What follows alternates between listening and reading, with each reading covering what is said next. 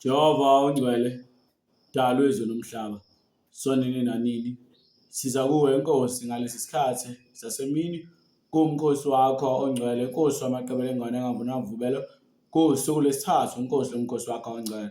Sicela ukuba usithwale ngamagxalaba akho abanzi, sicela ukuba baba simangade usiphe amazwi avela kuwe. Sawela Nkosi kuko konke okunengekayo sesikhulumile ekusukini, nesikubukile nesikuzwile Nkosi osukwini. Cela ukuba usiphe ukukhanya Nkosi, siholwe ngomoya wakho, sikhulume kanjalo siphinde siphile kanjalo ngegama elihle lomfeli wethu Jesu Kristu Nazaretha, manje wephade, amen. Nkosi usikhuphakweni manje wephade, amen. Sibonga ongabonwayo, sibonga omdala wezinsuku, simbonga usonini nanini ezimpilweni zethu, simbonga ungekhona, ohlezi ekhona futhi owayekhona, ozoba khona futhi ingunaphakade, amen. Sibonga impilo, sibonga uthando sinikeza lona, sibonga imvula, sibonga ilanga, sibonga konke uNkulunkulu asinikeza kona. Namhlanje kuwusuku lesithathu lomkhosi wamaqebele engane angenamvubelo, okumkhosi osemva kwePhasika, ufike kube iPhasika bese kuba uwona lomkhosi othatha izinsuku ezisikhombisa. Ngizocela kuqala ukudlulisa kulaba othi abajwayele ukuthi bathole amazwi osuku njalo ekuseni ngabo-4 ngabo-2 o'clock, ngabo-6 o'clock. Nisawukele sisoba ney'nkonzo kakhulu until kuze kushaye uLesithathu noma uLesibili, la khona-ke sobe sesiphothula imikhosi yonke engcwele. Then-ke bese siyoqala-ke ngebhayi Lwesine soba sesithola amazwi osuku kanjalo nemithandazo yasekuseni. So for now nje kakhulukazi gxilwe kwinkonzo kakhulu kule mikhosi, sifunda okuningi, siyakhulisana, ni-study sisenzayo, mase singasese sisodwa sihlale phansi senze i-study, siqaqe imibhalo ngoba imibhalo yiyo esikhulisayo, imibhalo yiyo esiqondisayo. Leli izwi likaNkulunkulu-ke lifanele ukulungisisa, leli izwi likaNkulunkulu elilungisisa umntwana kaNkulunkulu ukuze aphelele phambi kaNkulunkulu. Uthi-ke uJehova mekhuluma uncwadi yaliv'Nkosi uthi-ke ibanini ngcwele ngoba mina nginjani, ngingcwele. Ngaso sonke isikhathi fanele njalo sihlalele ukuphila impilo yanjani, yokuzingcwelisa ngaso sonke isikhathi. Ukuzingcwelisa yini? Ukuzihlanza. Ukuzihlanza yini? Ukuvuma izono zakho. Uma usuvuma izono zakho mase wenza njani? Mase uyabhabhadiswa, because kuyinto ebalulekile. Yonke le process imayelana-ke ne-cleansing nokuhlanjululwa nani phakathi. Khona amanzi, ukhona ukuvuma izono, kukhona kanjalo nokubhabhadiswa-ke okunguphenduka nokuthethelela, amen. Sizofunda-ke incwadi yamakhosi. Makhosi yokuqala chapter 13. Sifunda incwadi yamakhosi okuqala chapter 13. Ngeke ngize ngibe mude kakhulu. Amakhosi okuqala chapter 13.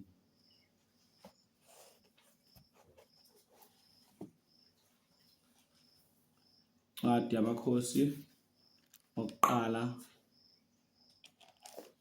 chapter 13.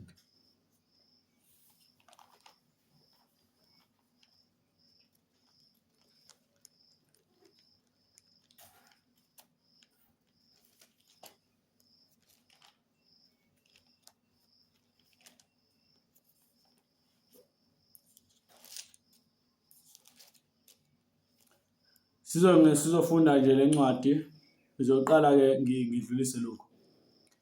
Uyabona, uma umntwana kaNkulunkulu, ungabe ukini uhlele ekhaya abakholwa bami ngawe, ungabe ukumphakathi ongakholwa bami ngawe, so wena uyayidominate i-territory yakuleyo ndawo. So imimoya yonke yakuleyo ndawo leyo iyathuthumela ngenxa yakho. So wena uyadominate kuleyo ndawo. So ivangeli uNkulunkulu akunikeze lona kumele ulimise ngaso sonke isikhathi, ulishumayele isikhathi sivuma, isikhathi singavumi. And fanele wazi isigodi nesigodi sinemoya yakhona engcolile elokha abantu abengaminayo impumelelo. So uma ukhona wena ukhulekela abantu, ubunxusela kuNkulunkulu, uba njalo nyamanambana, ngisho nomphakathi awukuthandi ngenxa yokuthi-ke le spirit esibangenile abasithobelayo, abasilalelayo, isona sesiqala sivuka senza ubutha phakathi kwakho nomunye umuntu ngoba ke asibhekene nanyama nagazi. Fanele uku-understand lokho ngaso sonke isikhathi. So i-territory yakho mayikhava omunye umuntu uyazi ukuthi wena awukho right. Uma ukhava omunye umuntu wena awukho right. Ngelinye ilanga-ke ngisebenza ngapha ngaseSiphingo. Sifaka isayini nje lapha ngaseSiphingo. So uyafika omunye umuntu siyakhuluma naye ubusuka uyazamula uqeda ukuzamula uthi-ke umkhulu wakho kunikeze lo msebenzi umbonga umkhulu wakho ngoba nakho kunikeze umsebenzi kanjalo. Ngayimtshela into eyodwa ngathi ubani umkhulu wakho? Wahluleka ukusho. Ngathi mina ngubani? Wahluleka ukusho. Ngathi mina yabona umkhulu wami angeke aze afike kuwena ukufika kumina. Why ngikusho lokho? Wathi hayi phela yena umprofeti. Ngathi mina ngumpriest. So akwazi ukuthi udominate kuleyo ndawo kudinga ukuthuthwe omunye umuntu osuke kwenye indawo aze eze kuleyo ndawo. Unless mawuleka wena ungalaleli. So lezo zinto kumele sijwayele. Uwazi ukuthi awekhaya khona umuntu osendazayo nesikhathi esithize sithandaza ngazo umgqugquzele. Nje bese isikhathi sakho sokusenza umthetho isikhathi sakho sokukhuleka. Ngoba nisuke nimi ngaye. Ngeke vele u-understand okwamanje ngoba usala ukhona. Kodwa ngokuthi ukholile uyokubona lokho ukuthi usuke umi ngaye. Kwaba khona isikhathi esake sabanzima ezikoleni hlaselwa ubusasane kakhulu, khayizwa kakhulu. So ngoba ngangumuntu wayethanda ukuba namanqoko, ngake ngicokolele nale genge nalabantu abajwayele ukuthi bebize ngama-satanist, abadeveloji. So ayehlale njalo ngi-challenge ethi wena sokulanda yabo, wena sokulanda. Nangempela futhi ebusuku ngelinye ilanga ngilele epushini ngiyabona nakho ngihamba ngemoto. Ukhona intombazane esemva kwami ithi engaphambili ihlelo driver esidriver ginqala emoto iphosa. Kodwa la eTexini ngiphana nendawo ngangihlele nomama wami wakhuleka. Wathi usuyazama ukuthi udriver ethi uyayikhipha imoto emgaqweni umama ekhuleka, umama ungizalayo ekhuleka. Sikumbona njalo. Ngaze ngaphaphama. Ngawa ngedolo ngoba ngangakukhonzile ukukhuleka. Ngawa ngedolo ngakhuleka. Ngathi mina sengiyayibona manje umkhuleko kamama uthi ihamba ibanga elingakanani. So abantwana bakho bengalala kini bengalala bengangakunaka makhuleka kodwa bayinto abayiyo banempumelelo abanayo ngawe. Fanele ukwazi lokho. Ngisho noma kuthiwa akufiwa kini akho abagulayo noma khona abagulayo kodwa ukufa akudominate kini. Konke kume ngawe. And nawe othola le video mawukuthi noma uthole i-audio noma izwi lele ntshumayelo uwazi ukuthi uyakhuleka noma uwazi ukuthi kukhona kini okukhuleka wena ukhuleka azi ukuthi umi ngaye. So ungalwi naye kodwa meseke ngoba konke akwenzayo uma ekhuleka uyakumenshina wena. So nathi simile ngemthandazo abazalwane awonlayo. Ngiyengiduduzeka kaphana amabili uthola ukuthi umzimba wami uyangisiza ngithi ngiyezwa indlebe yami iyaluma ngisho ukuthi awukhona ungikhulekelayo. Ngisho ukuthi abaxoxa ngami kodwa ngoba istate sami sengqondo siyazi ukuthi ngimenge emkhuleko yabazalwane. So ikanjalo usho kanjalo ke koPaul uthi you pray for me I pray for you. Usini sikhulekele ukuze nathi sivulele imfihlakalo eminyango yasezulwini ukuze soba noqondo. So kubalekile ukukhuleka. Kubalekile ukukhuleka nje kube isihlangu sakho, kuwe isihlangu sakho awuhlangu sakho. Yabo uround khona into ethiwa i-circumference bengaphosisi. Noma kuthiwa i-radar. Bayayazi abantu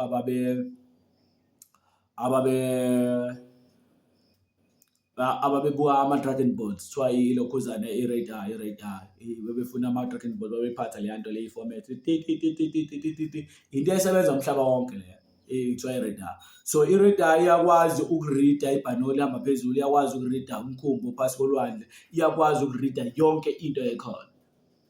So ibonakala la misondele tit noma usondela kuyona tit. So ikhava yonke uround. Cover yonke into e-round. Kanjalo ke wena uma ukhuleka. So leyo ndawo leyo circuit yakho. So ingakho-ke abantu abaningi abakholwayo be-attack-wa kwesinye isikhathi behlushwa omakhelwane wakhe, bafa omakhelwane bakhe, kuvela abanye futhi abazomhlupha asuke. Abona njena-ke uma umuntu okamoya, ukugcogcoma nje kulesikhathi lesi esikusona manje akukho right. Ukugcogcoma kulesikhathi esikusona manje akukho right. Ngakhuluma nenceku yenkosi ethi yayi ingapha kwakuJozini, eseyaye eJozini. Ngathi mina kwenzakalani khona umuntu wenkosi ufika eJozini ngoba for sure wafika usulindiwe. Hawu usalindo yabantu imimoya because uyawaziwa mawuzwa lo muntu uyeza. So zamani ngayo yonke indlela mawukhuleka eTwabeni bafika ama-Satanists ahlangane lapha ezishayini lapha enze iminikelo yonke okunengikazi uyohlanga uyofika khona wena uzokhuleka wena khona ukwenzela ukuthi mawufika khona wena ufike ushake phansi noma mawufika khona ufike ulokhe ungakhuleki inhlobo uzophelela manje ufike usho amagama amabili amathathu bese uyalokho ngoba kuyaziwa ukuthi wena mewavumeleka wabreaka yes. Abanye babechaze bethi umuntu okholwayo emezile u1 day abakhonza omubi bazela 7 days or more u1 day wakho bablocka lento wena osuke ikhulekela 1 day bayiblocka bona 7 days 1 day okusho ukuthi upowerful ngalendlela. So sinamandla sikho esinawo ngaphakathi sini ukuthi as understand ngoba sinqundiwe ngemfundo, sinqundiwe ngemsebenzi, sinqundiwe ngokungabi nasikhathi sokufuna uNkulunkulu ngokuphelele. So engakusho nje la ukuthi hamba ngesiyalezo sezwi lenkosi. Hloko sezwi nje sithi hamba ngesiyalezo sezwi lenkosi. Hamba ngesiyalezo sezwi lenkosi. Ake sibeke kuqala sishaye i-background encane kule ncwadi le yamakhosi, incwadi yesikhathi kushoneke uSolomon. Kanti kushonele uSolomon wase wadivadeka umbuso. Ihlezi ngisho ukuthi le chapter i-chapter 8 turning point. Le chapter i-chapter 8 turning point. Kodwa i-turning point kakhulu ebalekile enkolweni iyonke ukubekwa ukumiswa kukaRehobowamu chapter 12 nokuhlubuka kwezizwe eziyishumi. So kumele ke ufunde lokhu uyazi le chapter le and uqonde wazi ukuthi kungani uJuda kulethwa Juda ungasakhulunywa kakhulu ngabantwana baka-Israel hlezi khulunywa ngoJuda nanani uzokuthola konke la. Asingenene ke hamba ngesiyalezo sezwi leNkulunkulu. Hamba ngesiyalezo sezwi likaNkulunkulu. Umprofethi wakwaJuda nokubulawa kwakhe. Bheka kwavela kwaJuda umuntu kaNkulunkulu ngezwi likaJehova weza eBhabhele. uJerobhowamu wayemi e-Athari ukushisa impepho. Walibiza i-Athari ngezwi likaJehova wathi, Athari, Athari, usho kanje uJehova uthi, bheka kuzakuzalwa umntwana kuyo indlu kaDavide, nguJosiya igama lakhe. Uyakunikela phezu kwakho ngabapristi bezindawo eziphakemeyo, abashisa impepho phezu kwakho, bashise namathambo abantu phezu kwakho. Wabanika isiboniso ngalolu suku, wathi, yilesi esiyisiboniso uJehova akhulume ngaso sokuthi, bheka i-Athari liyakudatshulwa, umlotha ophezu kwalo uchithwa. Kwathi inkosi isizwile izwi lalowo muntu kaNkulunkulu alibiza ngalo i-Athari laseBheteli, uJerobhowamu waselula isandla sakhe ese-Athari wathi mbambeni, kepha isandla sakhe aselulela kuye sashwabana, akaba namandla okusibuyisela kuye. I-Athari ladabuka, umlotha we-Athari wachitheka. I-Athari njengesiboniso esinikile lowo muntu kaNkulunkulu ngezwi likaJehova. Inkosi yayisithatha yathi kulowo muntu kaNkulunkulu, ake unxuse phambi kukaNkulunkulu, phambi kukaJehova uNkulunkulu wakho, ungikhulekele ukuba isandla sami siphiliswe. Lowo muntu kaNkulunkulu wanxusa uJehova, saphiliswa isandla sakhe, saba njengakuqala.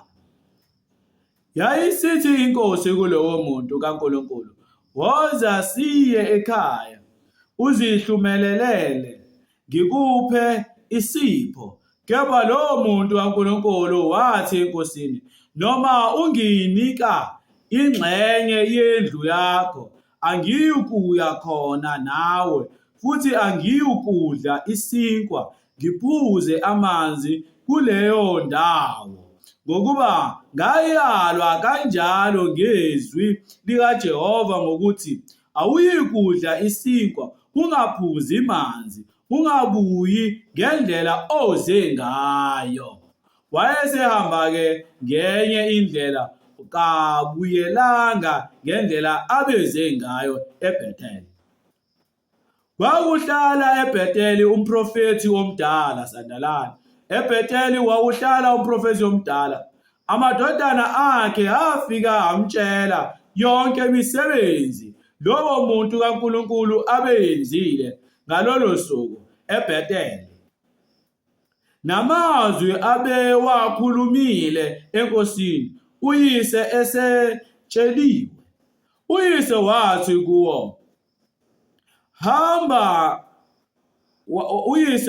kuwo, uhambe ngayiphi indlela na? Amadodana ayebonile ukuthi uhambe ngayiphi indlela. Lo muntu kaNkulunkulu owavela kwaJuda wayesethi kumadodana akhe, ngibopheleni imbongolo.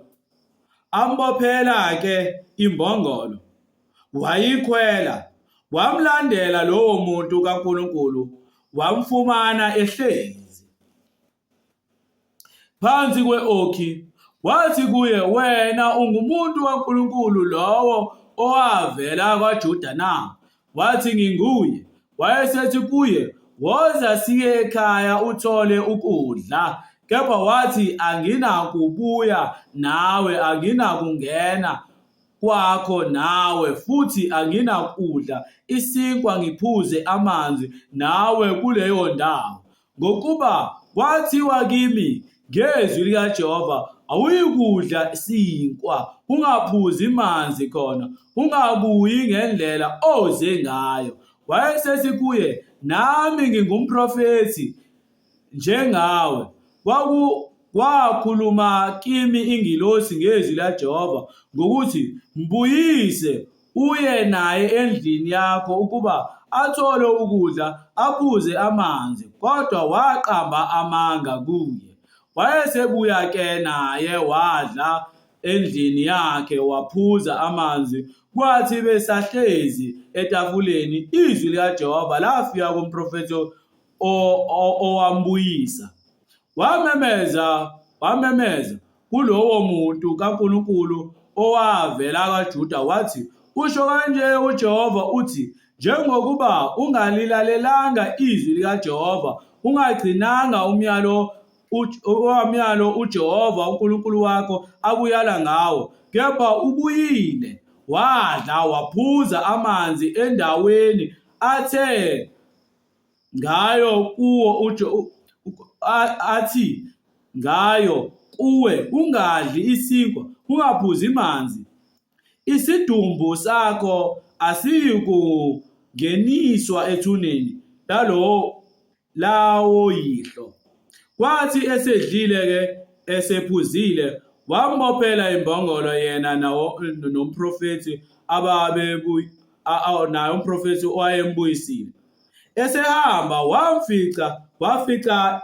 waficwa yingonyama endleleni, yambulala, isidumbu sakhe satshingwa endleleni, imbongolo yema eceleni kwaso, nengonyama yema ngasesidumbini. Bheka, abantu badlula babona isidumbu sitshingiwe endleleni. nengonyama imi eceleni kwesidumbu. Bafika bakhuluma ngakho emzini ayehlala kuwo lowo mprofethi omdala.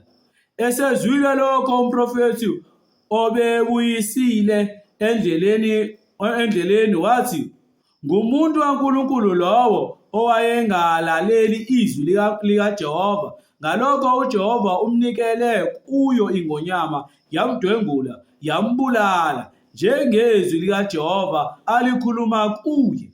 Wayesekhuluma kumadodana akhe ethi, ngibopheleni imbongolo.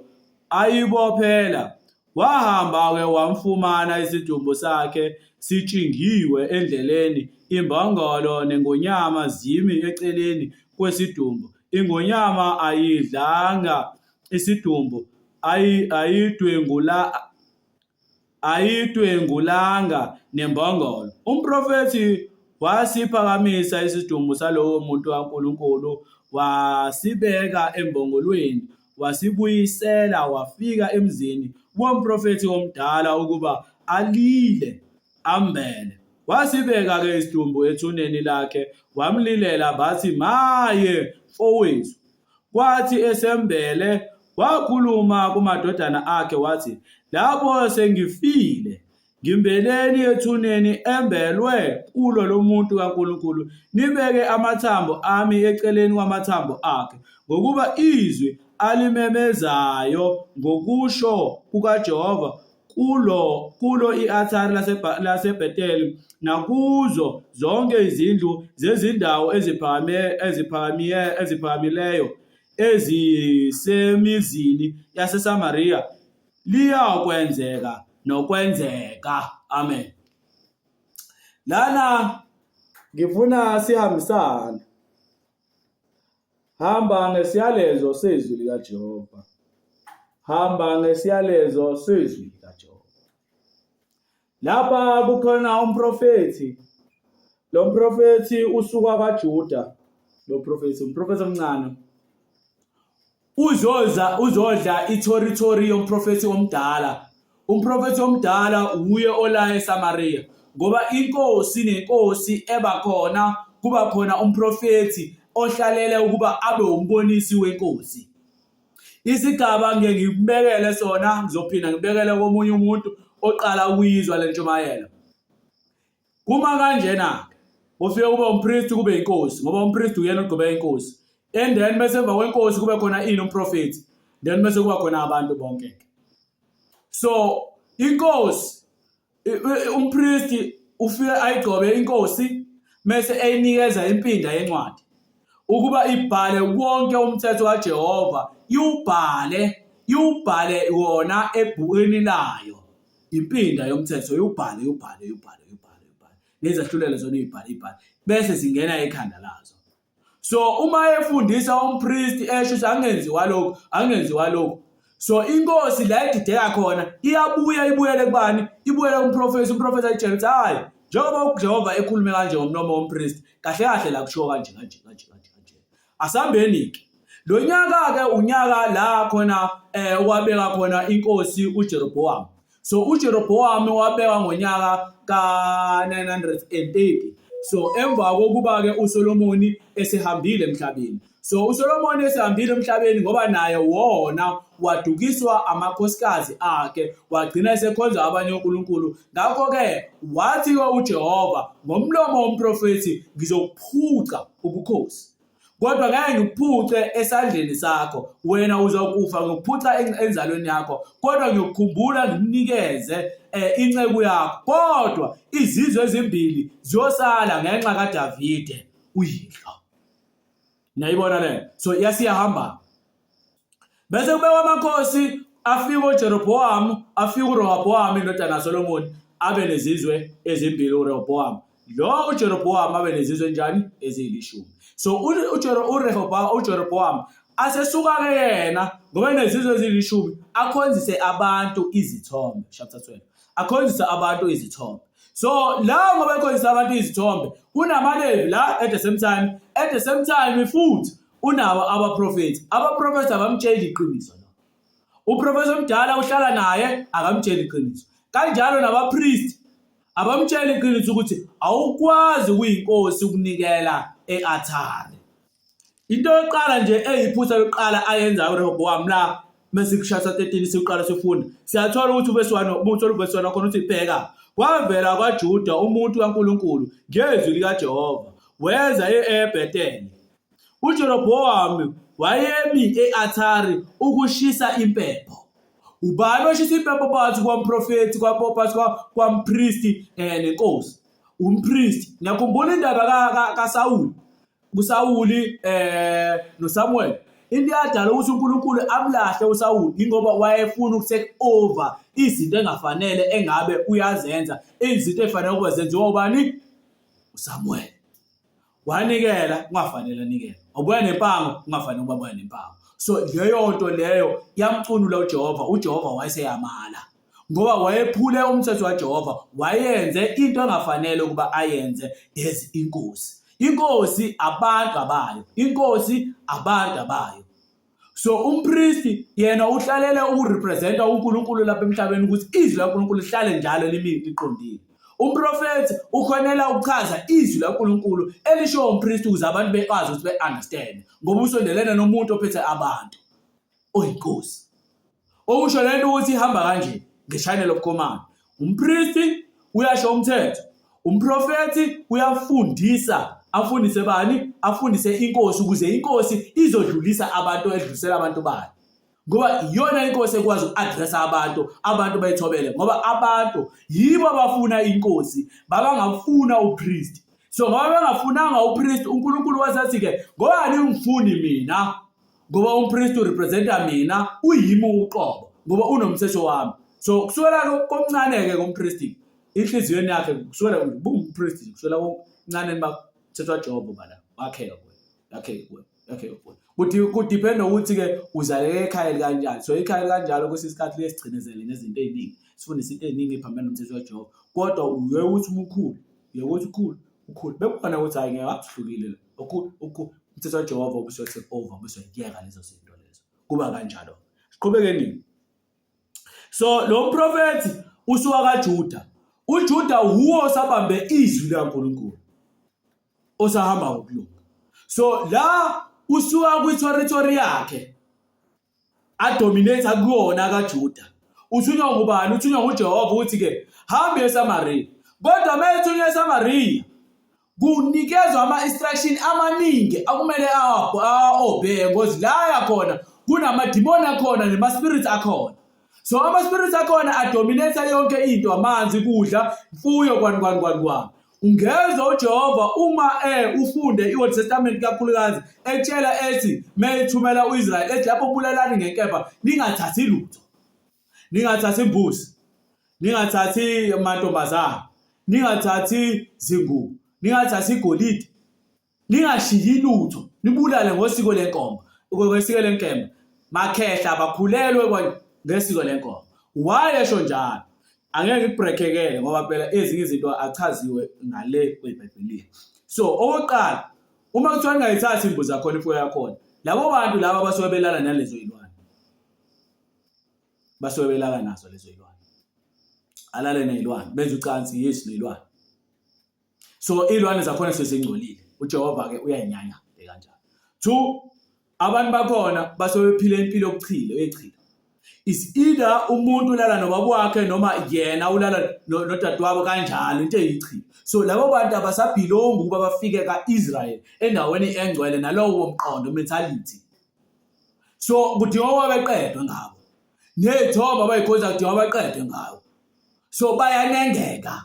So umthetho lowo muntu uzomenza esigqila kanjalo leso sizwe leso omthatha kusona ozomfaka kusona naso sogcina sisinengeka kuJehova. So avana qedwe ngoba uzofundisa abantu into e-wrong. Ingakho-ke noma kuthiwa uyashada noma kuthiwa uyakhetha, qaphela ukhetha ini. Ungasukeli njengo-Ahab osukela uJezebeli, because uJezebeli uzoba ne-influence kuwena, ugcina usumthuka uNkulunkulu umhlupha kakhulu ngeqala. So injalo.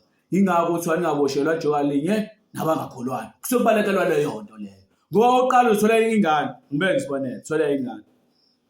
Umthetho kaJehova uthi uma uthola ingane yesilisa, umntwana wesilisa, umfana. Ungcola bani? 33 days. Kule 33 days ungcolile.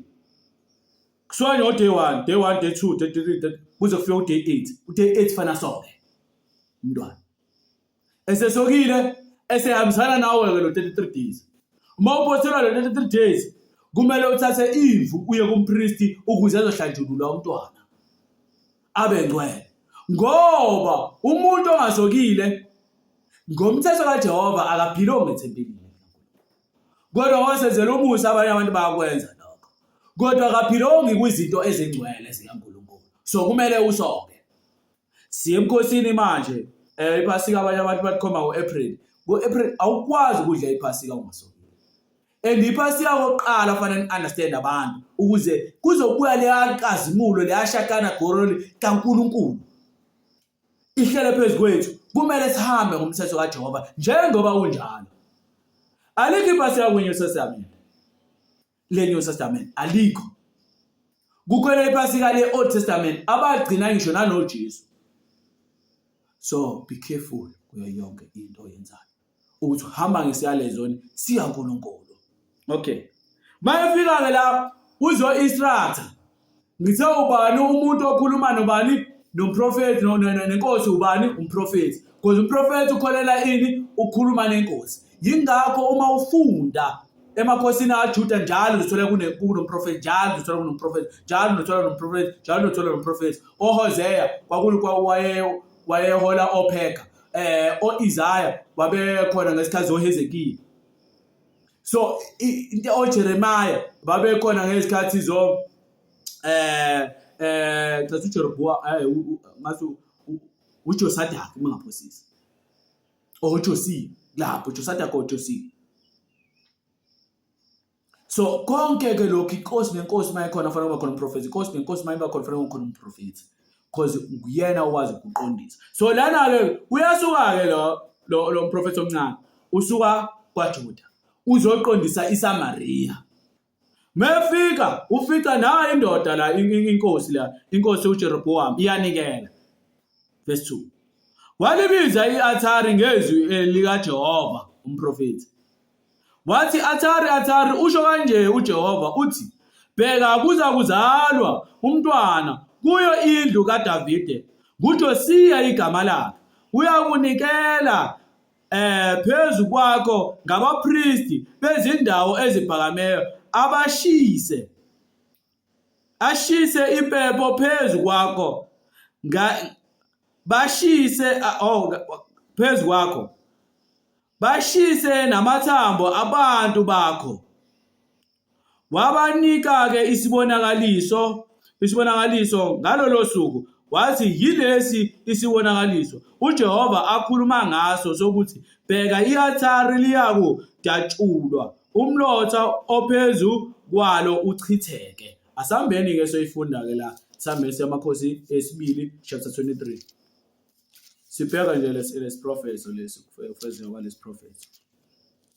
Khona nizo understand ukuthi kwakunzima kangakanani kwakudingeka kuba umprofeti kaNkulunkulu athunyelwe.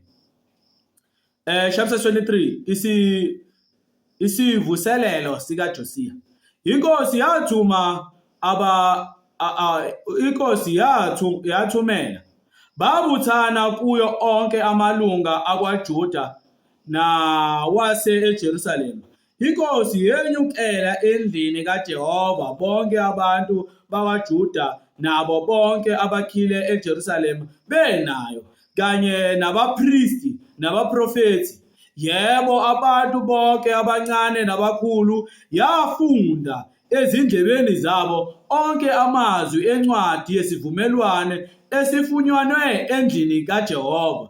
Inkosi yama ngasensikeni yenza isivumelwano phambi kukaJehova ukumlandela uJehova nokugcina imiyalo yakhe nobufakazi bakhe nezimiso zakhe ngenhliziyo yonke nangomphefumulo wonke ukuqinisa amazwi aleso sivumelwano alotshwe kule ncwadi. Bonke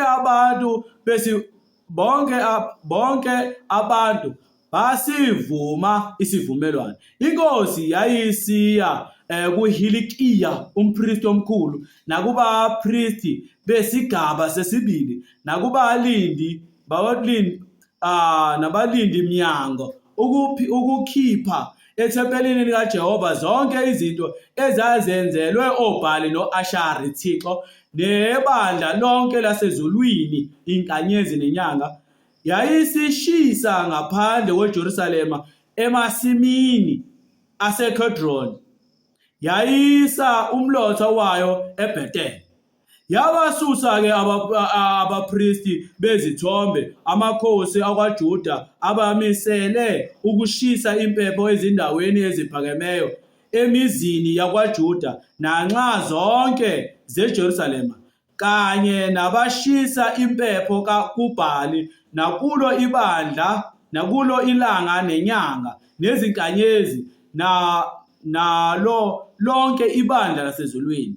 Yakhipha-ke o-Ashari endlini kaJehova yakhiphela ngaphandle kweJerusalema, yamyisa ngasemfuleni iKheдрoni, yamshisa ngasemfuleni iKheдрoni,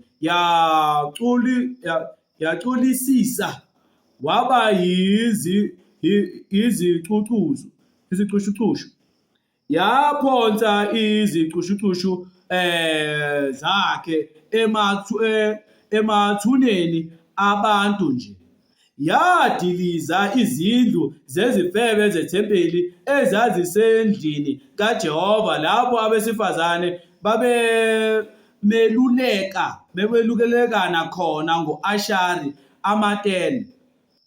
So ake ngichaze ngo-Ashari kancane khona uzokwazi ukuthi uthole umqondo. So u-Ashari is a goddess. Umama kabani? Umama kaTamuzi, owayengunkosikazi kabani? kaNimrod. U-Ashari uyi-goddess.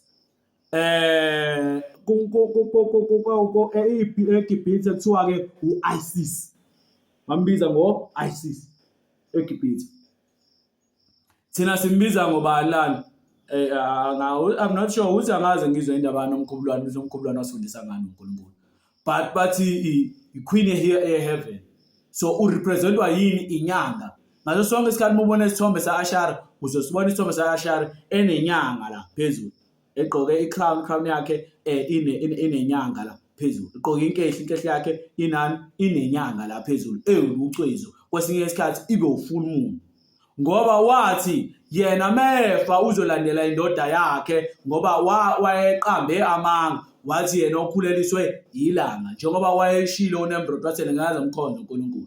uNimrod imuphi esimtholayo? uNimrod engikhuluma ngayo uNimrod okuchapter 6 wencwadi kaGenesis, no, okuchapter 11 wencwadi kabani? kaGenesis, iphise namandla. So uNimrod waye-challenge uNkulunkulu ngayo yonke indlela, waze washo wathi yena into engakhosamela yona ilanga ngoba ilanga linjani? Liyashisa, kodwa uNkulunkulu akamsabi. So kanjalo. So wathi ke manje sefika siyathola kulo sibhuki masifunda incwadi kaJesho, siyathola ukuthi ke wabulawa indodana kaJakobe, wabulala indodana kaIsaka engu-Esau. Yes, ngenkemba. Kodwa kwaqanjwa amanga wathi ubulawe yini? Ubulawe ke intibane, one bow, because babebona kuyihlazo ukuthi umfana omncane ngabulala umuntu ogreater than uNimrod, ngoba wayehlakaniphile, wise futhi esatshwa.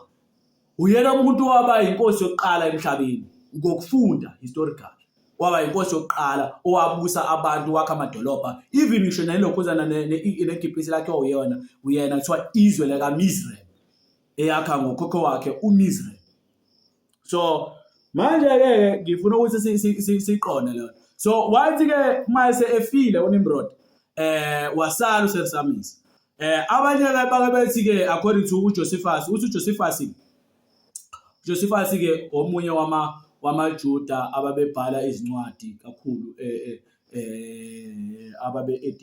babeyingxenye yenzalo yabantu ababe-editha iBhayibheli, be-editha hayi ukuthi laba belibhala be-editha.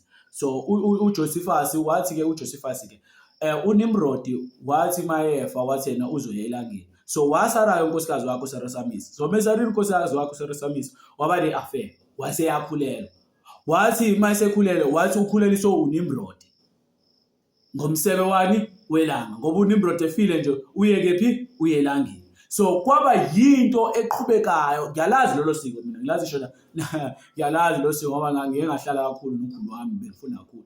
Abantu besifazane bebenza kanje abantu besifazane, kuyenzeka, kodwa hayi ukuthi mhlambe kusekuhlangana noNimrod phakathi. So kuyenzeka. So abantu besifazane abangakhulelwa babevuka ekuseni bothe ilanga, kuseni phuma nje ilanga kuseni, ikase ilanga, bothe ilanga. Ingakho soluthi abantu besifazane abahlezi becela kuthiwa, awu siloze lingene enqeni ilanga ulele. So kukhulunywa lona. So isingezazi sakhe sasikwazi ukuthi sishise kufudumala amaqanda ukuthi uma sehlangana nomuntu osilisa amise kanjalo. So lona ke mase mithi uqamba amanga uthini, uthi ukhuleliswe yini, umsebe welanga. So leyo ke emlando wahamba kakhulu. Wazala ke yena ke uSersamisi ke wazala ke uTamuzi, la abantu abambiza ngokuthi ke abanye bake bethi uJesu, ozalwa ngoDisemba 25, uTamuzi lo. Yena uTamuzi wathi ke njengoba ke mina ke ubaba representwa inkanyezi ubaba representwa ilanga, kanjalo noma representwa inyanga, mina mangifa ngiyoba esibhakabhakeni ngiyoba isinkanyezi. Niyayibona ke Trinity ime kanjalo, ilanga, inyanga, izinkanyezi. So kuba yilanga lishona ilanga bese kuvela ini, inyanga. Ekuveleni kwenyanga yaphela inyanga ezo12 kuvela inkanyezi 3. So laba besifazane uzwe la kuverse 6, nakuthiwa uverse 6 lo masifunda la. Kuthiwa uverse lokhuzana uverse 7 uthi yadiliza izindlu zesifebe zethempeli ezazisendlini kaJehova, lapho underline, lapho abesifazane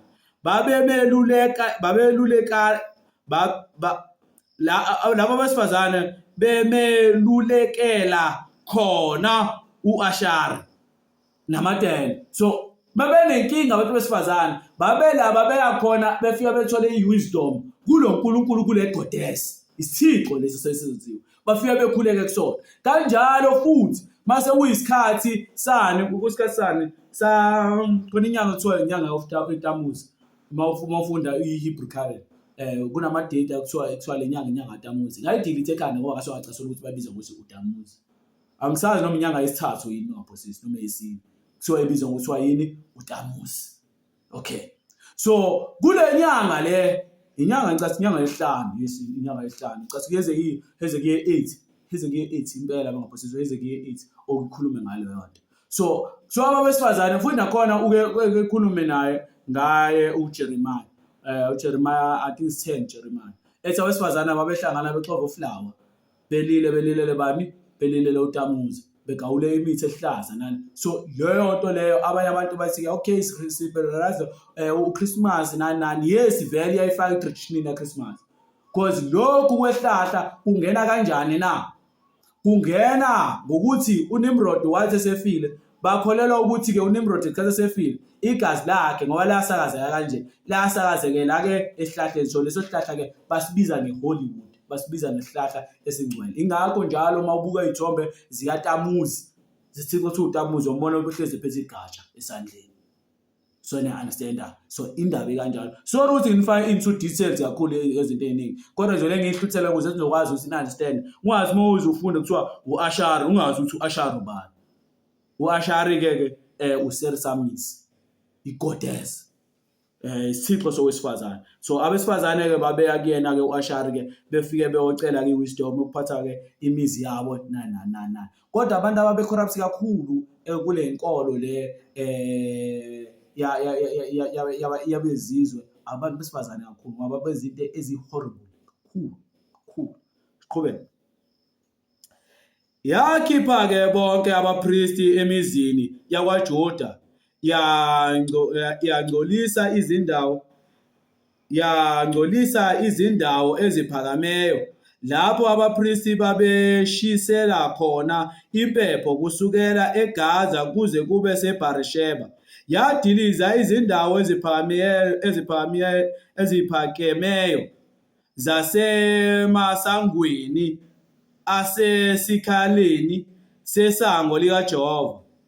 umphathimuzi ezazingakweSokukhohlwa somuntu ngasesangweni lomuzi. Kodwa abapristi bezindawo eziphakameyo babenyukele e-althare likaJehova eJerusalema, kepha badla isinkwa esingenamvubelo phakathi kwabafowabo.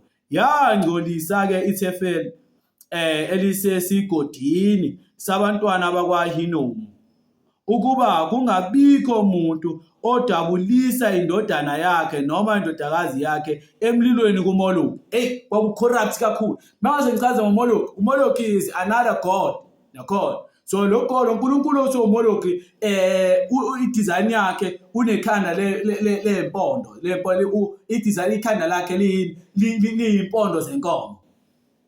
La eswini sakhe ngoba wakhiwe ubonjiwe, la eswini sakhe kuno-ovini omlilo. So kwenziwa njani-ke uNkulunkulu woMoloki na? Uma uthole ingane izibulo yokuqala, firstborn, uyayithatha uyonikela ngayo kuMoloki, uyishise ingane yakho, ishe ibe umlotha. Yes, akukholakala, kodwa kwakukanjalo. Kanjalo nabesifazane babehushula izisu zabo, abortion, bethathe abantwana babo banikele ngalo kuMoloki, bezwa beshiswa bebuka into eyenziwa. So bese kuba khona olunye usiko olwenziwayo kaZulu, kodwa abantu abaningi abaningi liyenziwa futhi naseVenda, amaVenda namaNdebele ayalenza, amaNdebele kakhulu ayayenza. Lokujombisa umuntu umlilweni. Landiswa kakhulu ngamasiko lawa, landiswa kakhulu izangoma. So ikakhulukazi ingane mesakhula aqala ufike ukuthomba kuba bagcoba ulokhuzana ibomvu ebusweni bese bejikiswa umlilo intatha, bajomba umlilo bajomba umlilo. Into endala lena erepresentwa ke ulokhuzana ke eyisign ehlangene nokuphambana nentando kaNkulunkulu abantu ababeyenza egameni ke loNkulunkulu onguMoloki. Yingakho uJehova uma esiyala ethi ibanini ngcwele ngoba mina Jehova nginjani, ngingcwele. Moya uLevithi 19 uyayichaza le nto uNkulunkulu. Uthi ngathola lebo umuntu namunye ophendukela kwabanamadlozi kuba angcoliswe ngubo. Ngatholakala umuntu ojobisa ingane yakhe noma indodana yakhe noma indodakazi yakhe umlilo emlilweni. So cause why uNkulunkulu wa representa umlilo uMoloki. So now I understand that. Asambili. Sikusprofessor njalo somprofessor omncane. Sihamba ngaso la. Okay. Verse 11. Yesusa amahashi amakhosi akwaJuda anikele ngawo kulo ilanga ngasendleleni yokungena endlini kaJehova ngasekamelweni likaNathani Meleki induna yabaPhariwarimi. Yashisa izinqola zelanga ngomlilo. Ama-althari ayesophahleni lwekamelo eliphezulu lika-Ahazi elenziwe ngamakhosi akwaJuda nama-althari enziwe nguManase. uManase wayiphoxa lo uzalo uHezekiya. Emagcekeni omabili endlu kaJehova inkosi yadiliza Yesusa yagijima yalahla uthuli emfudlaneni iKedron.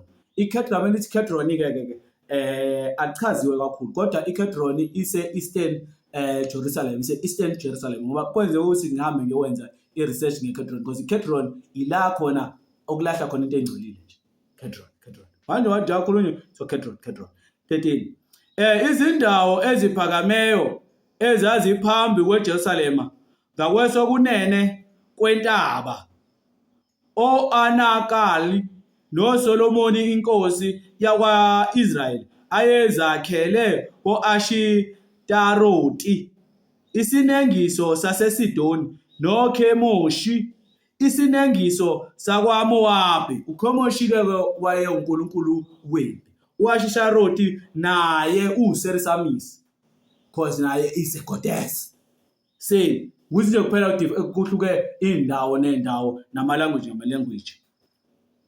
Isinengiso sakwaMowabi noMelikamu, isinengiso sabantwana bakwa-Amoni, inkosi yasingcolisa. UMelkam ngicabanga ukuthi inkanyezi, bengaphosisa uMelkam, angisakhumbuli kahle, kodwa ngicabanga ukuthi inkanyezi yezulu ewayenziwa inkanyezi yezulu okuthiwa-ke uMelkam. Asiqhubekeni.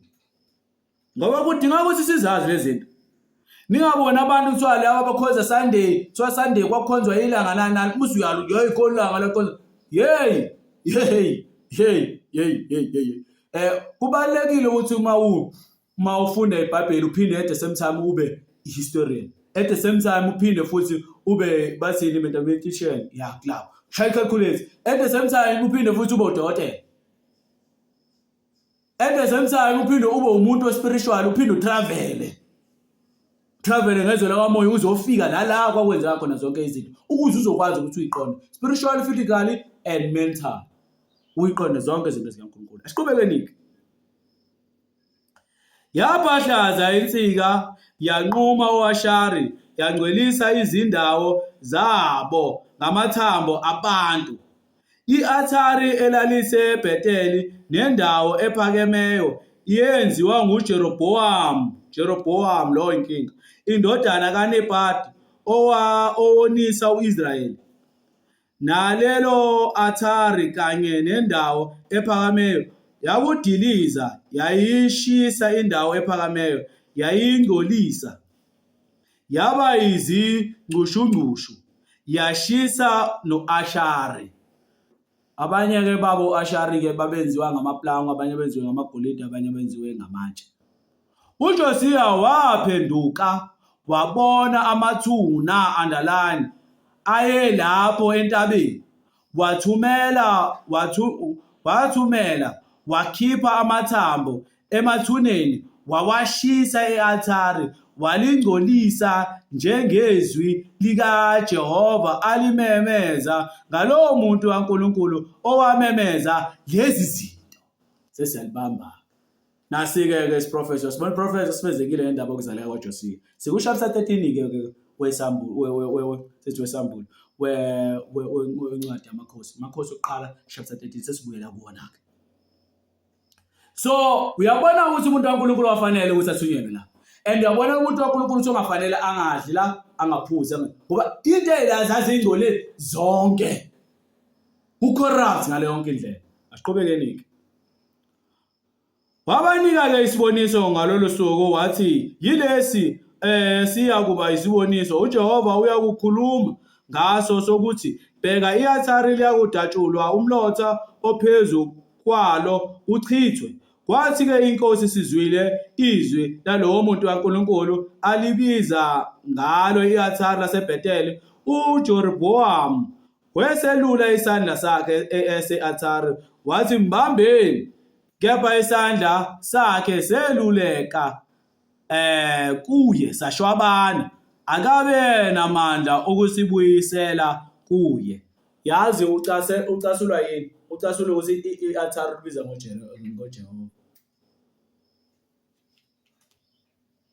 ngoJehova. Athari. Ucasulwa yilokho nje.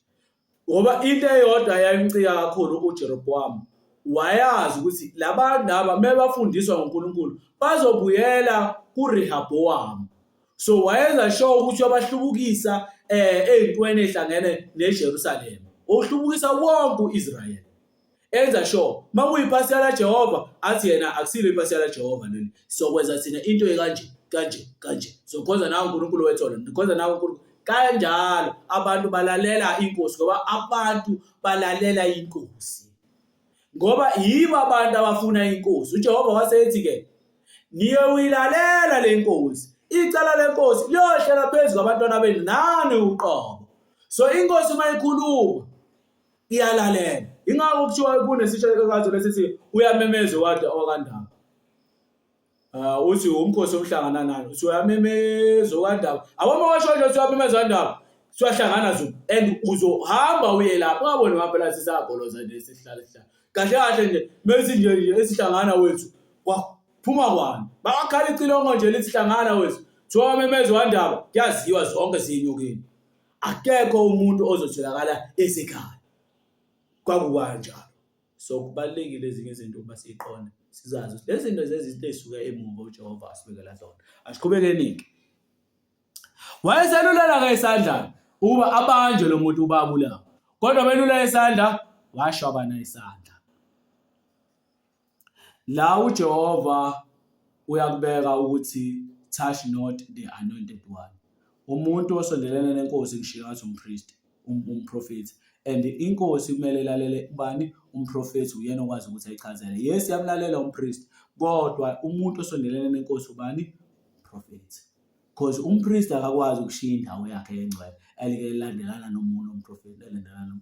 Leyo nto le yagcina kuSamuel. Yagcina kuSamuel. Futhi wayengale elandelana nawo uSamuel uSawuli. Hlobo. And into ayedala ukuthi nakhona uSamuel asondelane noSawuli ngoba uSamuel wayeyikhombo. Waye umpriest at the same time ewumprofeti.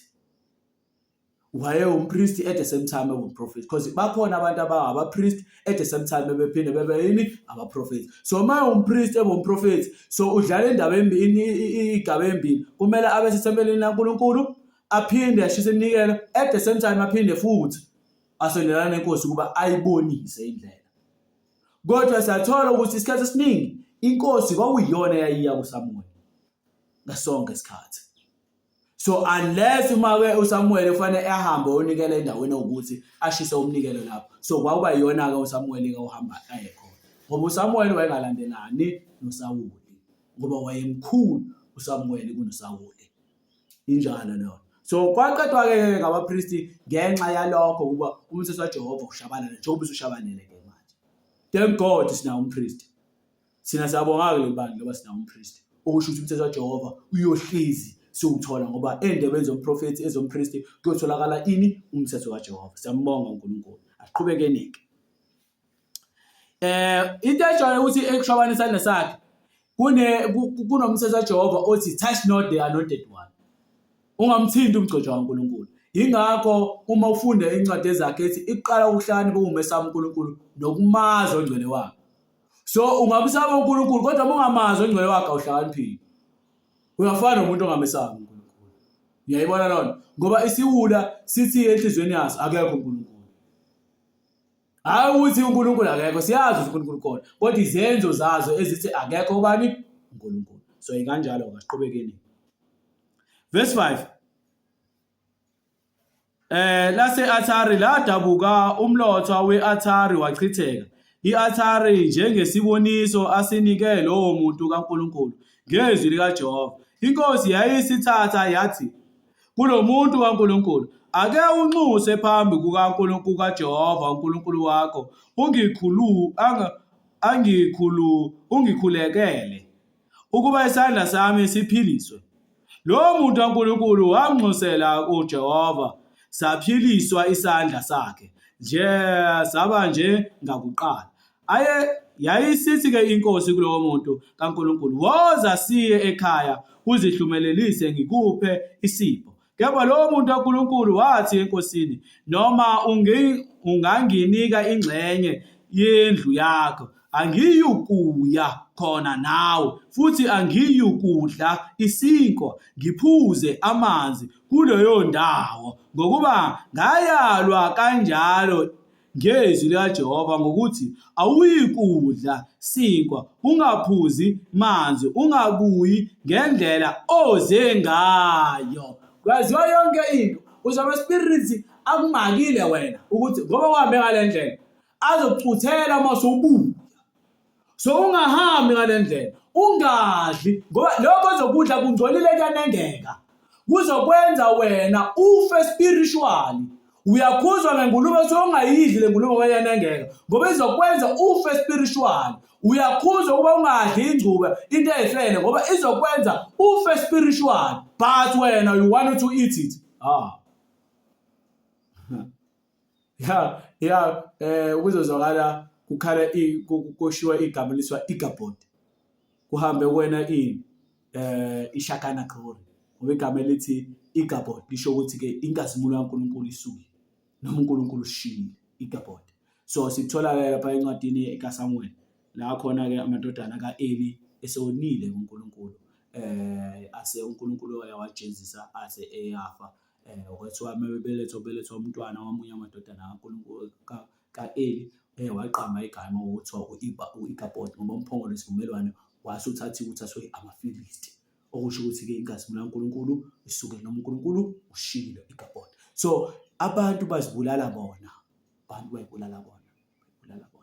So lalela izwi laNkulunkulu, lalela izwi laNkulunkulu. Instruction onikezwe yona ngeke sinikezwe instruction efanayo, and instruction onikezwe yona iyona elele ekuphileni kwakho. The instruction onikezwe yona iyona elele ekuphileni kwakho. Once wayibreaker the instruction, hayi maye wena. Ngisho ngisho nje indlebe yakhe yodwa ifaka ama-earbud, uyikhiphe kuphela uNkulunkulu mayikhuluma, ifaka ama-earbud ukhiphe kuphela uNkulunkulu mayikhuluma. Bengakubona uhlanya abanye abantu, kanti wena uyazi ukuthi wenzani ngoba uJehova ukutshelile, uyazi kungani. Ucathi wakumnandi uweze kuye kuthiwa kalale unyaka wonke bengaphosisi elele ngohlangothi olulodwa unyaka wonke. Watshela yonke into wathiwa lungisa ukudla kwakho kube la, ulale ngohlangothi unyaka wonke, ulele ngohlangothi akaguquki, ulele ngohlangothi olulodwa. Waphela unyaka wasetshotshwa-ke lala ngolunye uhlangothi walala ngani yakwethu ungase emnyama. So kubalekile izinto zikaNkulunkulu ukuba uyilalele ngoba uNkulunkulu mayikhuluma nawe ngaleso sikhathi uyazi ukuthi uthini, uyazi why esho njalo. So asiqhubekeni. Yabona umuntu kaNkulunkulu, okay,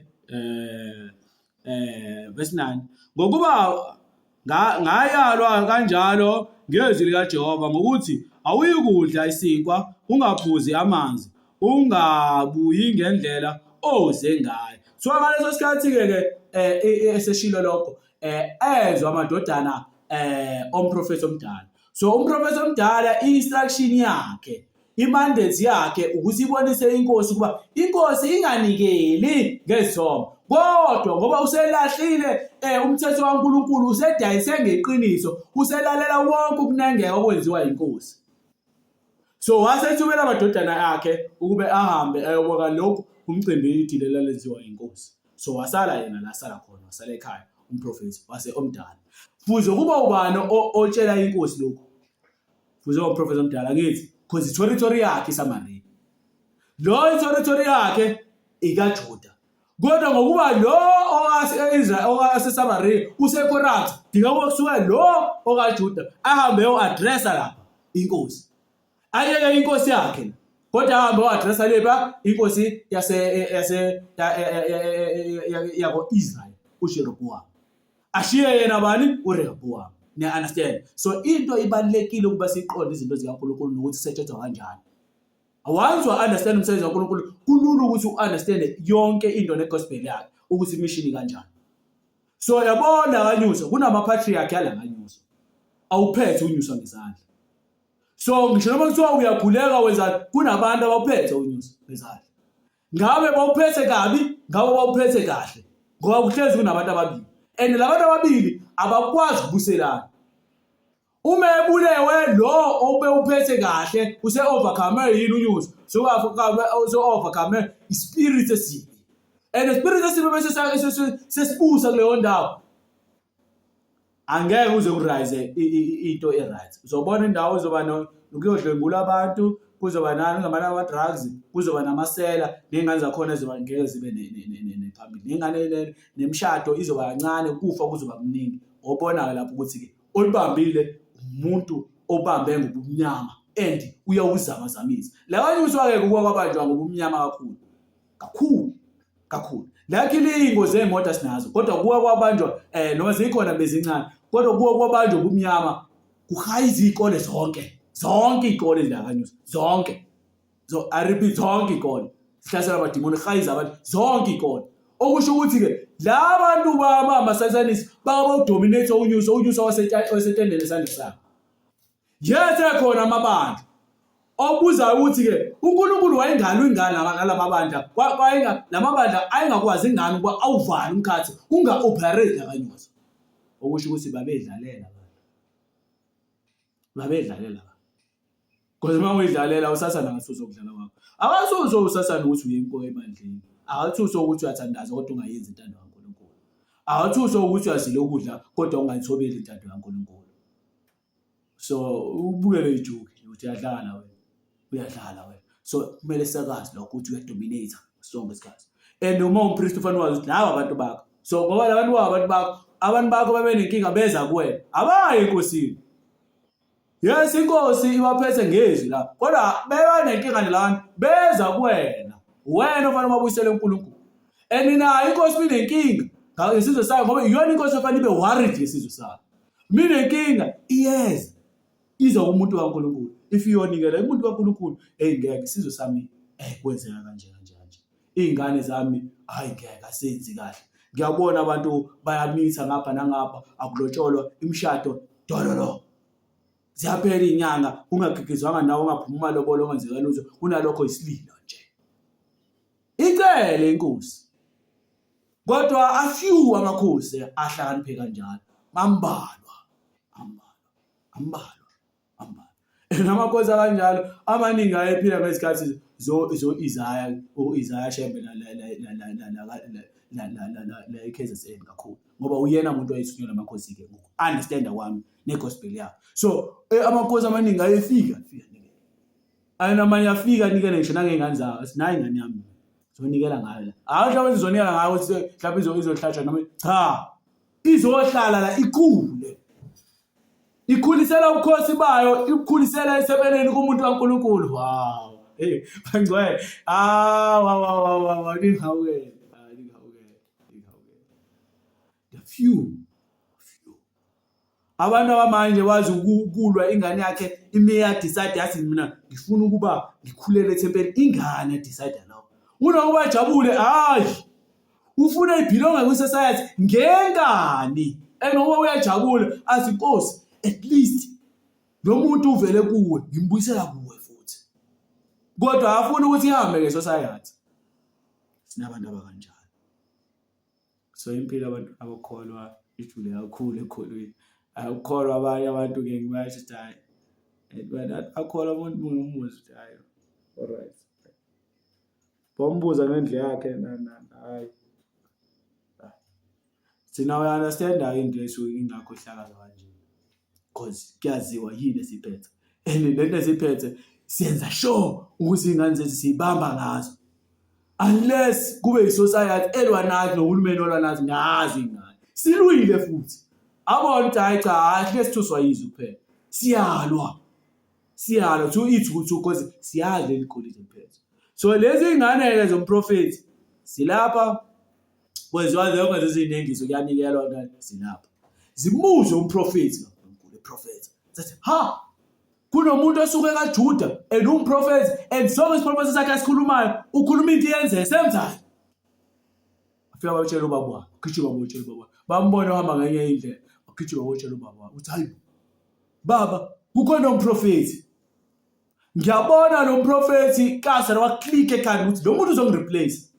And already sengireplace because mina befane ngazi ukuthi kwenzakalani and befane ngazi usofika umuntu kaNkulunkulu. And ngoba ispirit siyathi ngcwele akwazi kuvela umuntu kaNkulunkulu ngazi umuntu kaNkulunkulu. Akwazi kuvela umuntu kaNkulunkulu ngazi umuntu kaNkulunkulu. Ngaphandle nje umuntu kazanayo nengcebe eyishumayela. Funa khona yo depend ukuthi kuma level ya spiritual ikiphi. Akwazi. Omunye umama ngangaxoxa ngalaso omunye umama wayehlaselwe imimoya yotikolosha hlaselwa yotikolosha. Ngitshela ukuthi ku 14 days nganguzilile ngihamba ngikhuleka esikalekeni wangazi ngo day 1 ngifikile. Uthi wangibona ngambono usuku la. Uthi wayebonela iNazareth lelifikile wathiwa nangu umuntu ozokusiza. Ngathi ngena wajabula wathi ngiyabonga mntwana wami wesezwe ngikhuluma ngithi ngihamba ngikhuleka. Wathi ngiyabonga nginosizo olukhulu nginenkinga enkulu.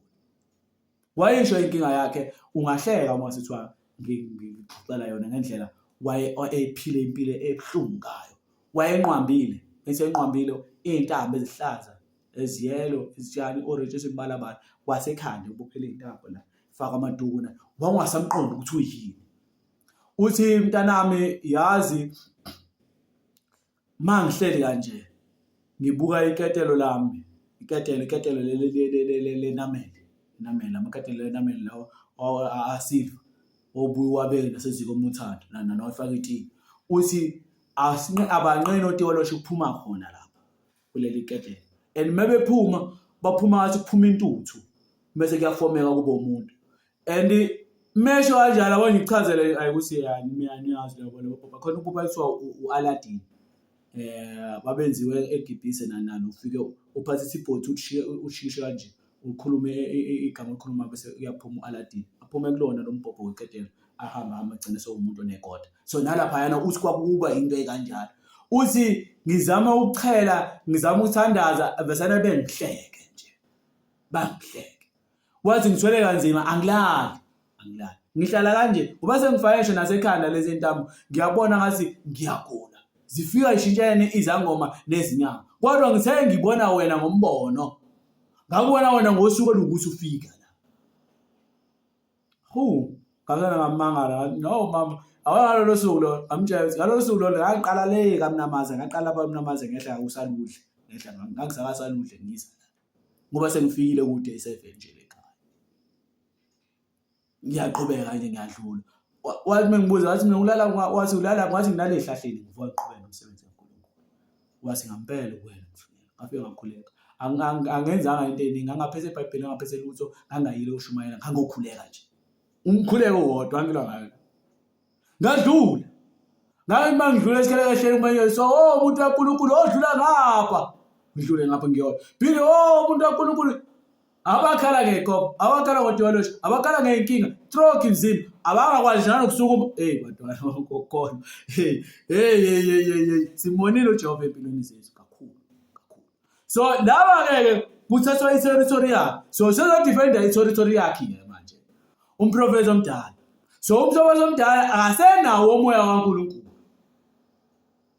ngoba nina usevumele inkosi yadlebelenda iyenza noma yini ngoba umprofeti akumele avumele inkosi iyenze noma yini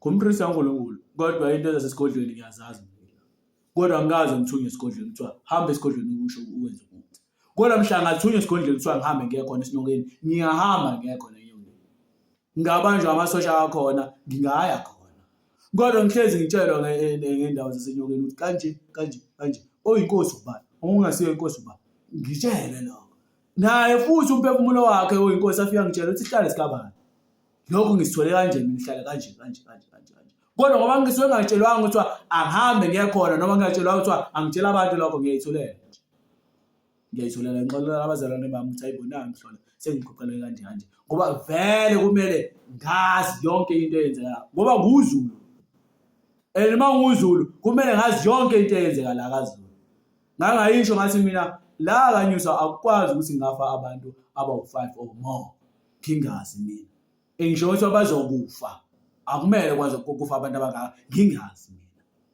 ngisho ukuthi uzokwenzakalani kumele ngazi at least ngephupho kumele ngazi unless mase ngidwalf ungasekho spiritual sengidwalf ngoba uyaba dwalf udwalf ngikhuluma ngalo umuntu ongakhulu uyaba dumu kade ukuhana uyawa le ndoda isakhuluma indaba le ndoda so izibayizwa abafana bakhe betshela ukuthi hayi lo muntu akadli noma yini uthi uyalezo Jehova uthi angadli noma yini hlala phansi umprofeti ngempela lo kaNkulunkulu uphume wapheka ke athi ngibopheleni imbongolo yami nami uphele imbongolo yami usezomchallenge uzochallenge abani uzochallenge umprofeti kaNkulunkulu wakaJuda ngoba umprofeti kaJuda usa-exposile kuthi nesi-spiritual nabantu abaqonisa into usa-exposile umprofeti omdala ukuthi udla imbumba akukwazi kusuka omunye umuntu azokutshela la njengoba ngisho ukuthi mina akukwazi kusuka omunye umuntu azokutshela ngabantu bakithi athi bafike kuwena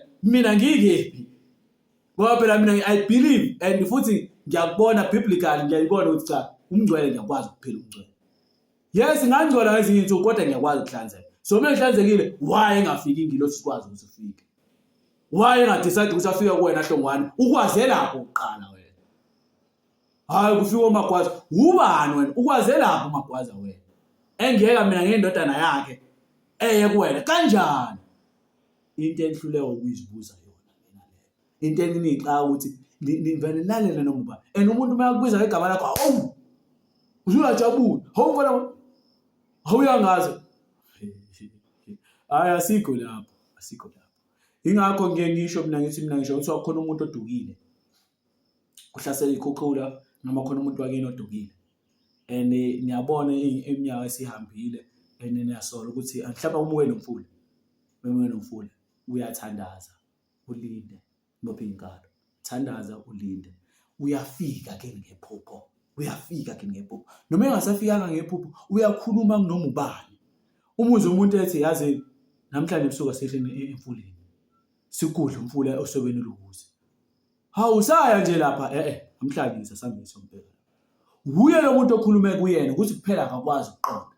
Kanjalo nama-case, amaphoyisa futhi kuba abantu aba-spiritual because abantu abafileyo, ngiphinde I repeat, abantu abafileyo ukuze ezoxazululwa i-case yabo namacala abo balale ngokuthula bayakhuluma namaphoyisa. Umuntu asho ukuthi hayilo ngimbone ekhuluma lokuthi uyena ombulala. Kodwa uthi uyalalela lento ade ikhuluma nomuntu i-clean and iveza ukuthi ngempela umsuku. Kodwa lo ngoba ukhulume utshelo umoya walomuntu ukhulumekela ngaphakathi uzonabona ukuthi uyena. Athi ngimbona ngaphakathi uyena. Ingakho ngeke ngimlandela.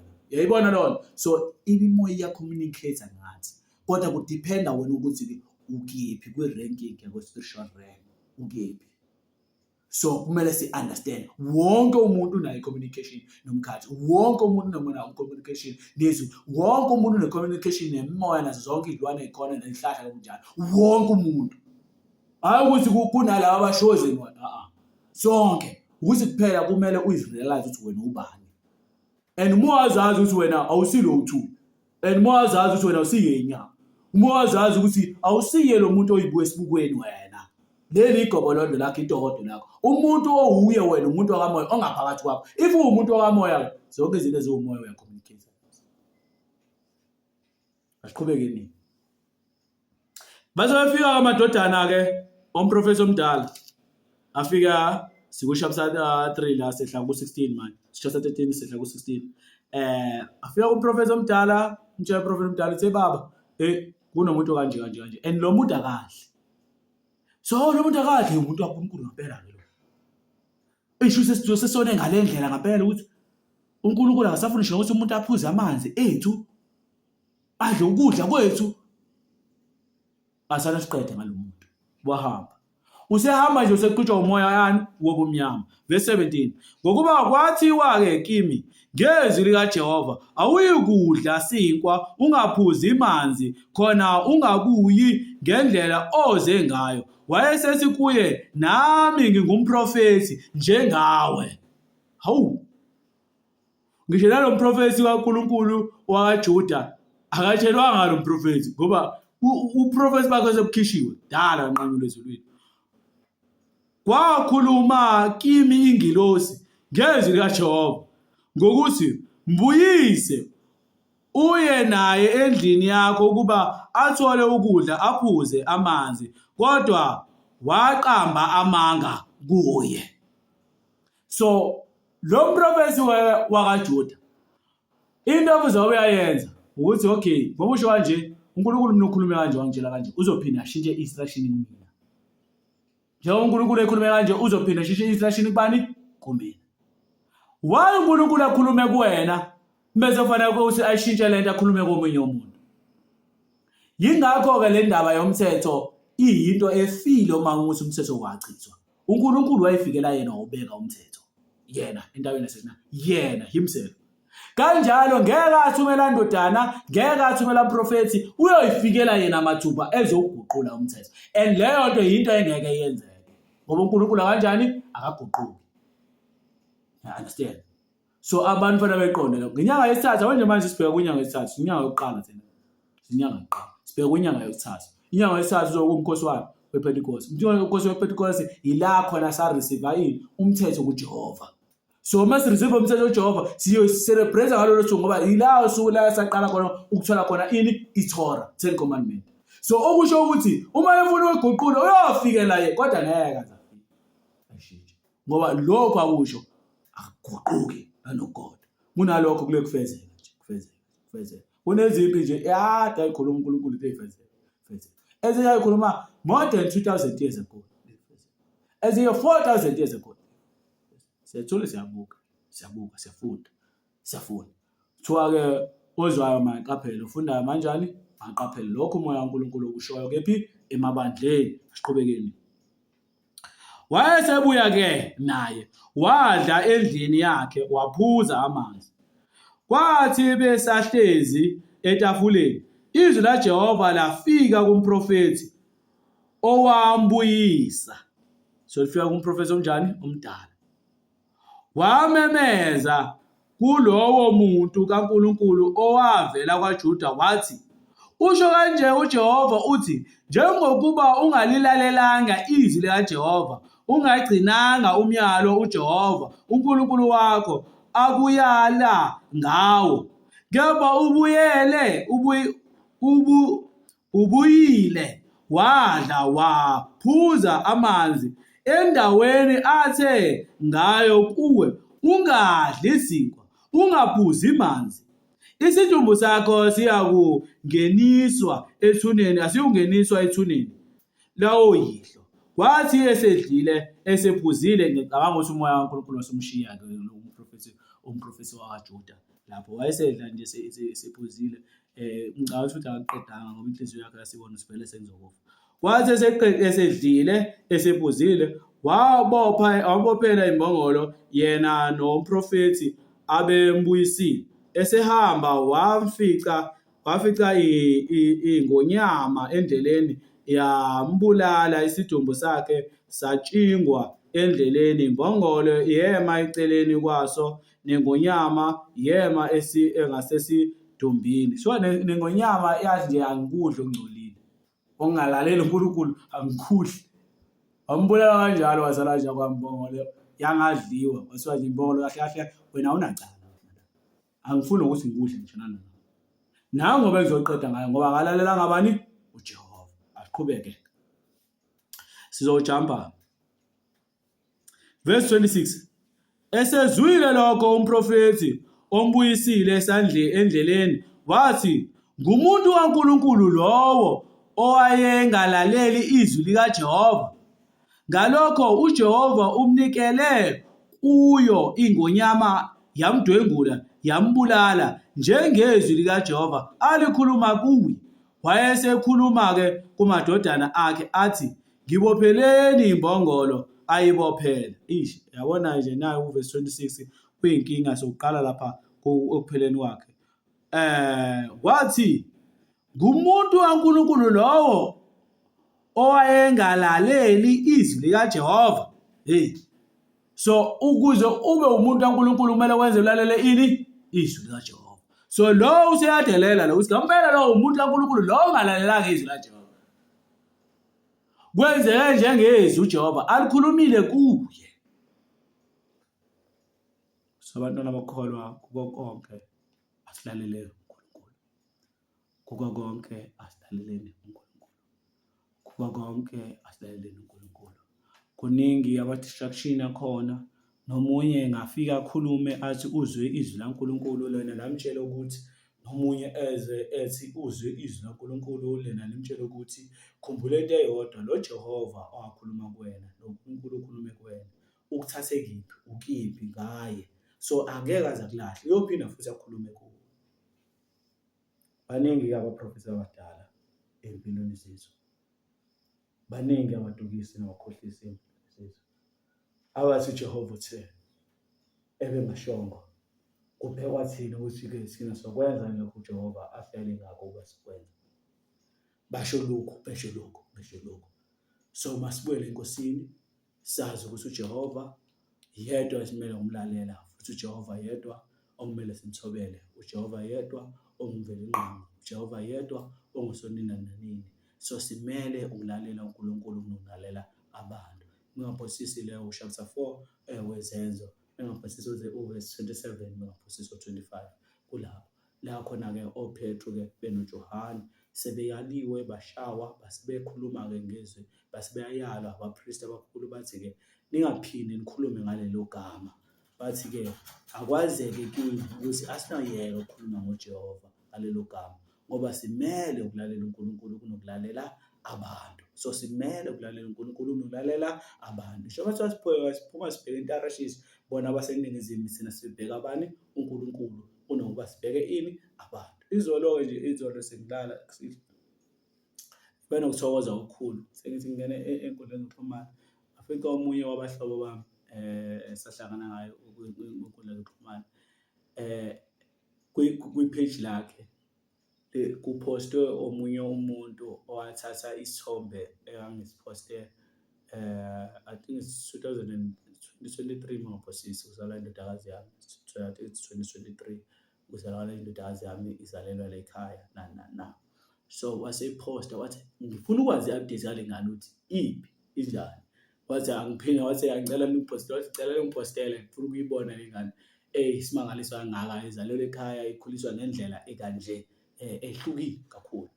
Ngampostela nani, ngathi ngaba humble ngale ndlela, ngayithoba ngale ndlela, ngoba abanye abantu aba-understand uNkulunkulu lokhu asuke ekunikeze kona, aba-understand, and aba-understand impilo osuke uyiphila bona. Kuphela bakubona kukuhlukumeza abanye bakubone kukugcinezela, abanye bakubona uwumuntu ongenalo uthando, uhlukumeza iy'ngane, besho noma yini na. Kodwa bona ba-understand. Kodwa ekuhambeni kwesikhathi abanye bayavuleka iso lakamoya, baqala bayayibona izinto ukuthi emtholampilo siyabulawa, kahle kahle lento ikanje, kanje, lento ayimile kanje, ikanje. Abantu abaningi, ngoba leya post leya bekubhaliwe ukuthi awukuphendule, baze bangitheka ukuthi awukuphendule, ngoba kukhona abantu abahamba beyofunda 7 years ukumelana neqiniso. 7 years, dokotela, 7 years afundele ukuthi nje uyomelana neqiniso, afunde amanga ukuthi amelane neqiniso, and iqiniso amanga aze asinke ekhanda lakhe. Thina singabaNkulunkulu siyophila ngoNkulunkulu, singabaNkulunkulu siyophila ngoNkulunkulu. Khokhambe nami moya uyasibuza, singabaNkulunkulu siyophila ngoNkulunkulu, unless thina masihlubule ukungcweleke kuyokwenzeka konke-ke abakushoyo. Kodwa ukungcwele masambathile akunakwenzeka lutho, kwasifo kwani, asikesabi, kwathi kwalosho kwamoya asikwesabi, ngoba simbethe ini? Ubungcwele. Kodwa masifuna ukuba kuhlasele lokho sokukhumula ubungcwele, sibheke, ngeke uze ukubone sesikukhumulile ubungcwele, kodwa sobonakala ngezenzo, ngoba izithelo ziyabonakala. Yingakho kade ngifunda lapha ngisho ukuthi mina umprofethi lo mdala wayesewile, kodwa wena ngeke uze ukunake. Ufunda la uthi hawu, nawu umoya kaNkulunkulu ukhuluma kuyena na, kodwa uqale waqamba amanga. So nje amanga asinto kaNkulunkulu, amanga ngakaSathane. Uze ethi uJesu ethi-ke nina ningabayihlo uSathane. Mekhuluma amanga, ukhuluma ngokwakhe, ngoba wayengumqambi manga, wayengumbulali wasekuqaleni, akemi eqinisweni. So nje amanga ufuna wazi ukuthi uSathane. So inkosi ibusisa amazwi ayo, inkosi nisikelele abantwana bakholwa, sizohlezi siginqa nje ley'nkonzo njalo, 9:30 to 10, 9:30 to 11 njalo, to 12 njalo, sibe siginqa nje njalo inkonzo, kuze kulabule uLwesithathu la sekuphosulwa khona yonke imikhosi. Inkosi ibusise, inkosi inqinise, inkosi iniphe ukukhanya, ngegama elihle lomfelo wethu Jesu Kristu Nazareth, amazwi bathi amen. Sithobiseni amakhanda. Jehova ongcwele, sikonile kakhulu, senzile konke okunengekayo, sihambe ngamanyala ezwe, salelela abantu Nkosi abangazi lutho kuwe, kepha sibathatha ngoba nakho bengabaprofethi, sithatha ngoba nakho bengabazalwane, kanti bangabakhohlisi, bayimpisi egqoke isikhumba semvu. Sicela ukuthi Baba simakade silalele wena, ukuze sithi singasikholodeli, kepha lokho siyale khona sihambe ngakho. Cela ukuba usibuse Nkosi, singabuswa inkanuko nokhanukelana, kepha siphile impilo yobungcwele sikhonze njalo ngegama elihle lomfelo wethu Jesu Kristu Nazareth, amazwi bathi amen. Nkosi nibusise, Inkosi nisikelele, niqine njalo nibe nosuku oluhle, amen. Ngingakhohlwa, ngakhohlwa into kanjani? Namhlanje phela siye sithi TGF, thank God it is Friday, sesizongena ekuphumuleni kwani? Kwesabatha. So yonke into-ke ayisheshe nje, amakhodi wakho ngawaqala ngo-12 ukwashe ngawasha na, ubeke emnyango vele kunoma kuze sekumile, ufike nje ungene esabatheni ugqoke kahle, uclean, hayi nokuthi ugqoke kahle nje, uclean ngoba inhlanzeko. Khumbula bathi cleanliness is next to godliness. Abanye bathi cleanliness is next to holiness. So kunjalo, asiphe kahle sesihlale khona uNkulunkulu manje but amen.